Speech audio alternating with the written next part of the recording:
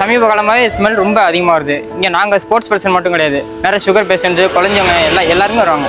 அப்போ பார்க்கும்போது இங்கே ரொம்ப இன்ஃபெக்ஷன் நிறையா துர்நாற்றங்கள் ரொம்ப வீசுங்க. இதை பற்றி கண்டிப்பாக முனிசிபாலிட்டி கமிஷன் நடவடிக்கை எடுத்தாங்க. கண்டிப்பாக நீங்கள் பாதி பிரிட்ஜ் போகிற வரைக்குமே இங்கே உங்களுக்கு கம்ஃபர்டபுளாக இருக்காது. ஸோ லைக் இங்கே வந்து அடிக்கடி சிக்கன் வேஸ்ட் டெய்லி வந்து போடுறது, அந்த ஸ்மெல் வந்து நீங்கள் ஃப்ரீக்வெண்ட்டாக போங்க. அதுவும் இந்த காற்று டைம்லலாம் வந்து ரொம்ப ஸ்மெல்லாக தான் இருக்கும். ஸோ இதுக்கு ஆக்ஷன் வந்து அவங்க நம்ம குளித்தலை முனிசிபாலிட்டியிலேருந்து எடுத்தால் தான் கரெக்டாக இருக்கும். ஃப்ரீக்வெண்ட் நிறைய பேர் கம்ப்ளைண்ட் பண்ணியிருக்கோம் அப்படிங்கிற மாதிரி சொல்லியிருக்காங்க.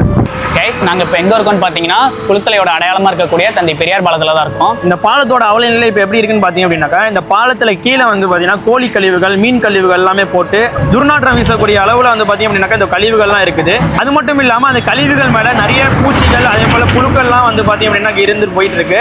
இந்த கழிவுகள்லாம் பார்த்தீங்க அப்படின்னாக்கா இன்ஃபெக்ஷன் தரக்கூடிய ஒரு வகையில் தான் இருக்குது. ஸோ அதே போல் பார்த்தீங்கன்னா இந்த காற்றடி காலமாக இருக்குன்றனால அதோட ஸ்மெல்லாம் வந்து பார்த்தீங்க அப்படின்னாக்கா கிட்டத்தட்ட ஒரு 1/2 கிலோமீட்டர்ஸ்க்கு வந்து பார்த்தீங்கன்னா ஸ்ப்ரெட் ஆகி போயிட்டு இருக்கு. இந்த இடத்துல நிறைய பேர் பயணிக்கிறாங்க. தயவு செய்து பார்த்தீங்கன்னா குளித்தலை முனிசிபாலிட்டி வந்து பார்த்தீங்கன்னா இதுக்கான நிறையான ஆக்ஷன் எடுக்கணும் அப்படின்றது வாய்ஸ் ஆஃப் குளித்தலை மூலியமாக தெரிவித்துக் கொள்கிறோம். தேங்க்யூ.